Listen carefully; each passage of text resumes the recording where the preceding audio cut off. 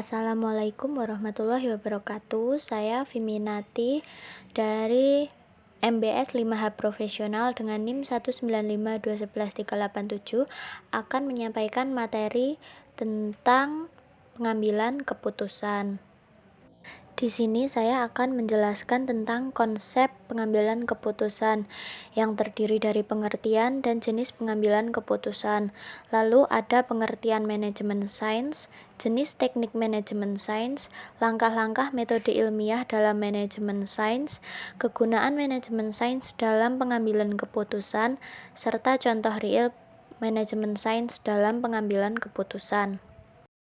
Konsep manajemen pengambilan keputusan. Pengertian dari pengambilan keputusan, yakni tindakan manajemen dalam memilih satu atau lebih di antara sekian banyak alternatif keputusan yang ada untuk menyelesaikan permasalahan dalam sebuah organisasi. Alternatif keputusan meliputi keputusan ada kepastian, keputusan beresiko, keputusan ketidakpastian, dan keputusan dalam konflik. Ada 3 jenis pengambilan keputusan, yakni yang pertama keputusan terprogram, adalah keputusan yang berulang dan rutin sehingga dapat diprogram, dilakukan pada manajemen tingkat bawah. Yang kedua keputusan setengah terprogram, keputusan yang sebagian dapat diprogram, sebagian berulang-ulang rutin, dan sebagian tidak terstruktur, bersifat rumit dan membutuhkan perhitungan. Dan yang terakhir keputusan tidak terprogram, yakni keputusan yang tidak terjadi berulang dan tidak selalu terjadi, dilakukan oleh manajemen tingkat atas. Apa yang dimaksud dengan manajemen sains? Manajemen sains adalah penerapan teknik matematika dan prinsip-prinsip ilmiah dalam persoalan manajemen untuk membantu manajer membuat keputusan yang lebih baik, mencakup sejumlah teknik berorientasi matematis yang telah dikembangkan dalam bidang ilmu manajemen. Ada beberapa teknik dalam manajemen sains, yakni yang pertama program linear, lalu simulasi, analisis jaringan, lalu teknik probabilitas, lalu evaluasi metode proyek, lalu pengendalian persediaan, analisis keputusan, dan teori antrian. Langkah-langkah metode ilmiah dalam manajemen sains. Yang pertama, observasi. Mengenali dan mempelajari masalah yang dialami perusahaan agar bisa dikenali dan diantisipasi.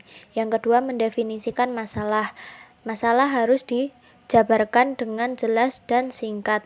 Yang ketiga, pembentukan model, yakni penyajian ringkas untuk menggambarkan masalah yang sedang terjadi. Yang keempat, menentukan solusi, yakni dilakukan dengan program linear, grafis simplex, stokastik, dan teknik jaringan lainnya. Yang kelima, implementasi, tindakan yang dilakukan yang telah diambil dalam keputusan untuk mencapai tujuan.